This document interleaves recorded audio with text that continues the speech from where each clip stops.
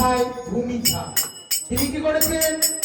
দিদার সঙ্গে চলে শুনতে এসেছে মা মনসার দোহাগান শুনতে এসেছে এবং করেছে কি গো আমার হস্ত করেছে পূর্ণ 100 টাকা দান তার সঙ্গে করেছে দক্ষিণা